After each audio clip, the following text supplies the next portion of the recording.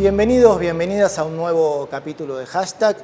Hoy nos vamos a preguntar por los episodios que estamos viendo en América Latina, donde efectivamente pareciera que hay una suerte de despertar popular, un resurgir de las movilizaciones sociales. Y corresponde que nos hagamos una pregunta de cuántos hay en estas movilizaciones de ciertas tradiciones de lucha yuxtapuestas, que reponen idearios políticos de cada uno de estos países. Pero también me parece que debemos poder pensar, ¿no?, si no se están poniendo en tensión o no se están resquebrajando los modelos de transiciones democráticas que muchos de estos países han arropado.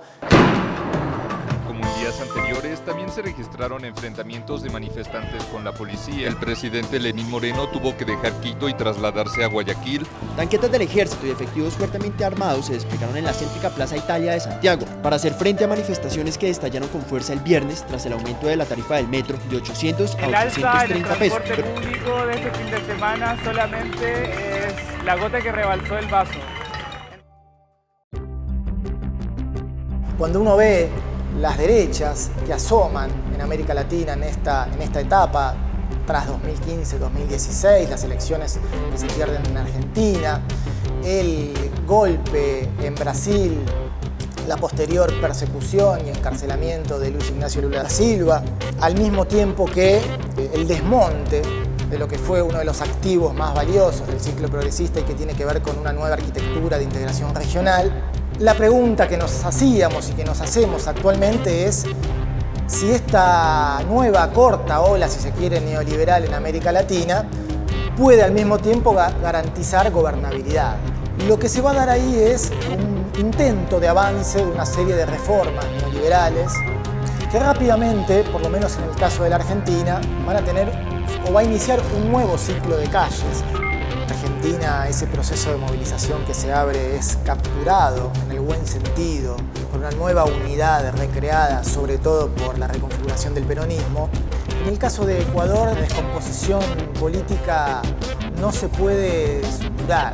La llegada de Lenín Moreno, que primero supone una traición al partido y al conductor de ese partido, al su principal dirigente Rafael Correa, supone rápidamente una persecución de quien lleva en su fórmula como vicepresidente, estamos hablando de Jorge Glass, y luego una prisión, ¿no?, sin un proceso debido en materia judicial. Ahora ahí lo que observamos es la rápida dificultad que encuentra justamente el desarrollo de las primeras medidas sugeridas por el propio Fondo Monetario Internacional. Nueva jornada de protestas en Ecuador. Miles de indígenas participaron el miércoles en una... Hay elementos de espontaneidad en esta movilización que vemos en el Ecuador, sin lugar a dudas, sectores medios, sectores estudiantiles, pero también repone una tradición de lucha que tiene más bien que ver con, por ejemplo, la Confederación de Pueblos Originarios, que es la CONAIE, que si bien tuvo un vínculo tenso con el gobierno de Rafael Correa, Correa captó ese proceso de movilización, por ejemplo, en el 2005-2006, y tiene una articulación que permite desarrollar un proyecto político y económico en el Ecuador. Si hay un país que es ejemplo de muchos de los elementos que aquí estamos trayendo, es Chile. Quizás una de las transiciones democráticas más pactadas o más de fachada, justamente es la que se produce después de la salida de Pinochet en Chile y el lugar, ¿no?, los espacios de poder que van a conservar las élites políticas, económicas y militares en ese país. Chile también es un ejemplo de lo que fueron, mientras se sucedía el ciclo progresista, estos países que siguieron desarrollando o profundizaron una suerte de neoliberalismo de guerra. En Chile el proceso de militarización no dejó de avanzar durante el ciclo progresista en América Latina. Y digo esto porque no es un elemento menor como el presidente Piñera repone la idea de guerra.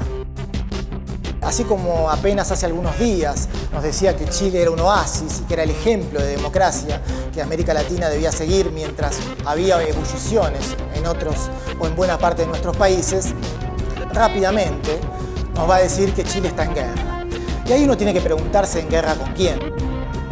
Los sectores populares salen a decir de alguna forma nosotros en guerra no estamos, pero sin embargo uno debería ver cómo se despliega esta noción de guerra que muy rápidamente plantea Enemigos externos, ¿no? Esta suerte de injerencia castrochavista, una vez más planteada para el caso de democracias neoliberales, pero también este enemigo interno que tiene que ver con ya no un enemigo que reconoce fronteras, sino más bien un enemigo ideológico, ¿no? Y que se despliega un poco por todos lados, por una suerte de contagio, algo que hemos sabido y mucho en los años 60 y 70 en América Latina. Si algo nos permite decir este lema muy interesante y muy movilizante que es Chile despierta, es lo que ha ofrecido la concertación política en Chile. Básicamente, enormes niveles de desigualdad insostenibles para cualquier proceso democrático, que se conjugan al mismo tiempo en niveles de participación político-electoral también insostenibles para un proceso que se exhibe como modelo democrático en América Latina. Las derechas actuales, mal llamadas como nuevas derechas, andan algo temerosas. Y me parece que ese es uno de los elementos que esta etapa, si se quiere, este ciclo de movilizaciones que ofrece América Latina, se debe destacar. Y digo temerosas sobre todo porque posiblemente no confíen en el modo que los programas de matriz o de corte nacional popular tengan para resolver las crisis que ellas mismas han generado. Sobre todo porque posiblemente puedan resolver en parte esa crisis política y económica, sobre todo en materia de gobernabilidad, pero me parece que a lo que mayormente le temen es a los procesos de democratización política, social y cultural que un nuevo ciclo progresista puede abrir en América Latina.